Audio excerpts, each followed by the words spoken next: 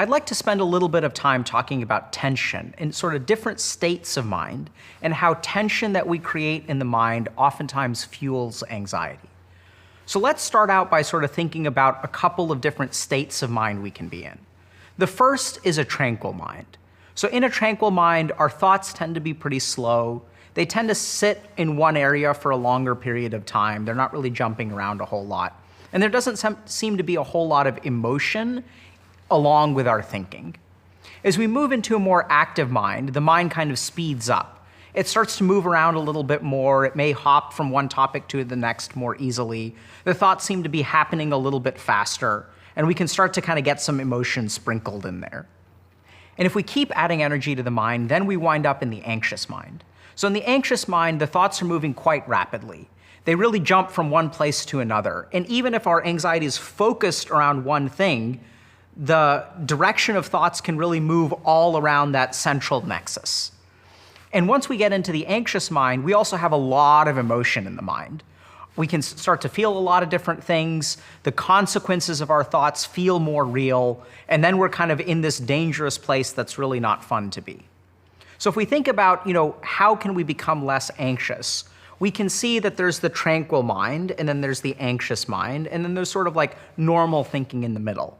And so what I'd like to do with you today is share a little bit about how we can move from that sort of high activity mind all the way back to the tranquil mind. So one of the problems with anxiety is that once we're in that anxious mind, we know it's a problem, right? So our mind is doing one thing, and then there's another part of our mind that's being like, oh my God, I'm anxious again. Like, how do I stop this? I just want to stop.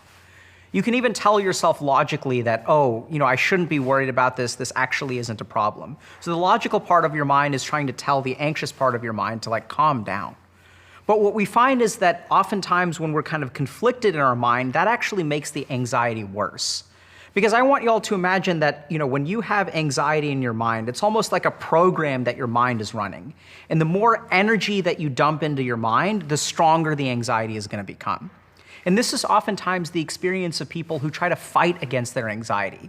It's almost like the harder I hit it, the harder it swings back.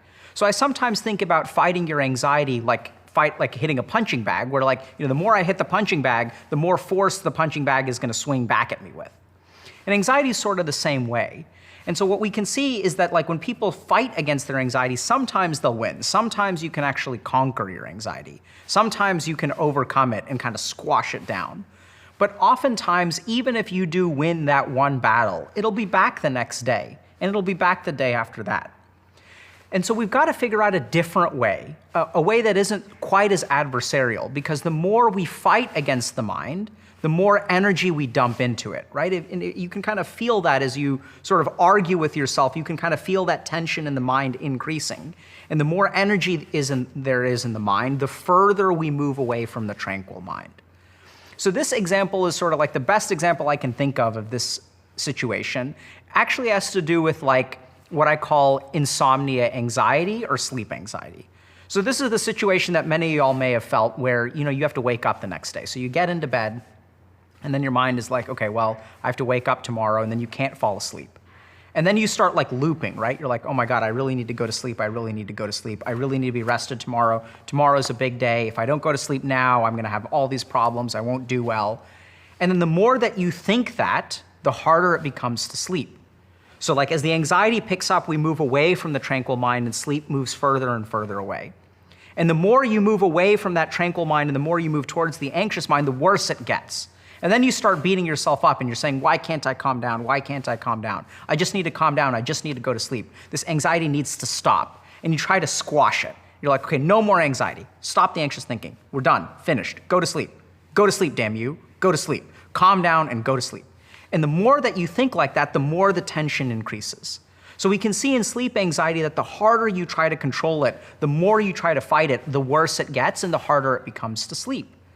The more we try to force ourselves into a tranquil state of mind, the less natural it feels. And this principle of having anxiety at the beginning, fighting against the anxiety, and then beating yourself up for fighting against the anxiety is really well encapsulated with an ancient Buddhist principle called the two arrows. And what the two arrows kind of posits is that first, Life will throw something at us, which is the first arrow, and there's not really a whole lot we can do about that because we can't really control life. But what the Buddhists kind of realized is that we can't control the first arrow, but what the mind does is then shoots a second arrow at ourselves because we got hit by the first one.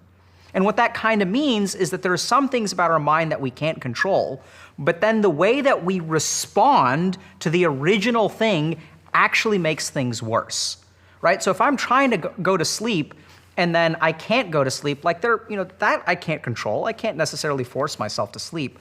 But then what happens is I start fighting it, and I start beating myself up for not being able to go to sleep. And so instead of making the problem better, what my mind naturally does, what we tend to naturally do, actually makes things worse. And we can see this not just in sleep and not just in anxiety, but pretty much all mental health issues or all mental illnesses. You can get depressed, you can become anxious, and then you can beat yourself up for being depressed. You're like, oh my God, I can't believe that I let the depression get a handle on me again. I was doing so well and I slipped up. And we also see this a lot in addictions too, where people can be sober for a long time. And then if they have a relapse, then they beat themselves up for throwing away that sobriety. And when they start beating themselves up, what it actually causes them to do is relapse even further and then kind of go down that sort of negative rabbit hole of thinking that they're a terrible person. So life sometimes sends us one thing, which is the original anxiety. And the more that we try to fight against it, the more that we try to beat it up, the worse it actually becomes. So then the question naturally becomes, what do I do about this, right? If you're telling me that tension fuels anxiety in the mind, and if I try to conquer my anxiety, it's only going to get worse, then what do I do about it? Because I just don't want to let it run wild in my head. And so what I'd like to do is teach you guys a different way to talk to yourself, sort of a different way to approach the situation so that instead of moving from tranquil to active to anxious, there's a way that you can talk to yourself that'll actually move you back to a tranquil mind. And what I'd encourage you to do is talk to yourself almost like a coach. Don't talk to yourself quite as judgmentally. So I'll give you guys just an example, once again, kind of thinking about that sleep anxiety. So if I have to go to sleep and I have a big day tomorrow, I'm having trouble falling asleep, and then what does my mind do? It's like, oh my God, I need to sleep. And then I start beating myself up. Why can't you sleep? Why can't you sleep, dumbass? Why can't you sleep? And then what happens is it gets worse and worse and worse, right? So I want to teach you all a different way to talk to yourself. Instead of beating yourself up for being anxious or fighting against the anxiety, I want to teach you all a way to talk to yourself that actually moves you more towards the tranquil mind and away from the anxious mind. Because remember that when you try to conquer anxiety, when you sort of beat yourself up, that's actually increasing the tension of the mind and reinforcing the anxious pattern. So how can you talk to yourself differently? So the first thing is to be a little bit more compassionate towards yourself. Imagine in your mind that you're your own coach, or you can imagine being an older sibling or maybe an aunt or uncle. And how would someone who is older, wiser, compassionate, and more experienced talk to you in that situation? And that's what I want you to do. So instead of saying, oh my God, I really need to sleep, that person would acknowledge, they'd say, hey, I know it's really tough. It sounds like you're really having a hard time sleeping. And that sounds incredibly frustrating. It sounds like tomorrow you've got a really big day and it's really important to sleep. I'm so sorry that you're having difficulty sleeping right now. Try to be a little bit more compassionate, right? I want you guys to kind of imagine if you're coaching a sports team and it's halftime, your team is actually losing, what would the coach say in that locker room? Would they say, screw you guys, y'all are so bad, y'all are incompetent, y'all suck? Sometimes coaches do that, but those usually aren't the coaches that have winning teams, right? What a coach does who actually gets their team to kind of come back and work extra hard is I know things are tough right now. I know things aren't going in our favor, but I have faith in you. I know you guys can do this. We made a couple of mistakes, but the game isn't over yet. That coach doesn't actually beat up his team. He does the exact opposite. She does the exact opposite, and you need to do the exact opposite. Right? You need to think about yourself in a little bit more of a compassionate way. Acknowledge the difficulty that you're going through. Kind of really appreciate that this is a really tough situation and demonstrate a little bit of compassion. You can even try to reassure yourself a little bit and ask yourself questions like, in the case of sleep anxiety, have you had sleep anxiety before? What usually happens when you have sleep anxiety? What usually happens the next day? Because the really cool thing about people who have sleep anxiety is that they actually tend to do okay the next day, right? We're remarkably resilient individuals, and even if we're functioning on 4 or 6 hours of sleep, we usually get the job done. And so you can even be a little bit reassuring and say, hey man, you've been through this before and you've actually survived it. Look at how good of a job you did even on a low level of sleep. So I have faith in you that even if you don't sleep, which you may not be able to get a full night's rest, and I still think that that's okay because you've done such a good job in the past. And so kind of channel your inner coach, because when you start to do that, then you take away that second arrow and the entire atmosphere of the mind changes.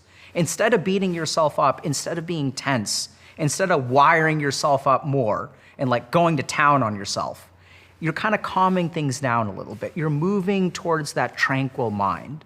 So let's recap for a second. The first thing is that we tend to have a tranquil state of mind, and then that can wind up in an anxious state of mind. And the tranquil state of mind tends to have slow thoughts, focused thoughts, unemotional thoughts. And the anxious mind has rapid thoughts, very emotional thoughts, and thoughts that jump around all over the place. And the problem is that once we get into the anxious state of mind, we sometimes fight ourselves to try to force ourselves to calm down. But if you think about it, forcing yourself to calm down is kind of an oxymoron, right? You can't really do that. And this is where we can see that this is a principle that the Buddhists observed thousands of years ago when they came up with the 2 arrows, which is that sometimes our mind is in a bad place, and then the reaction that we have to being in that bad place actually makes things worse. So how can we sort of unplug that sort of situation? How can we reduce that tension in the mind? Because if our mind is anxious to begin with, and we inject more energy into it by fighting against ourselves, it actually ramps up the anxiety. So what can we do to sort of deflate our mind, calm our mind down a little bit, and move back towards tranquility? Well, we can change the way that we talk to ourselves. We can no longer beat ourselves up, and this is absolutely a skill that you can practice. It's the skill of self-compassion. And if you pay attention, you'll find that when you're anxious, you're actually throwing more fuel onto the fire by trying to control it, by trying to beat yourself up. So try to channel your inner coach a little bit. Be a little bit empathic, be a little bit understanding, and be a little bit encouraging. Because the more that you can channel those parts of yourself, the more you'll kind of shift from being anxious to being tranquil. Okay, so let's talk a little bit about tension and anxiety. This is one of my favorite topics about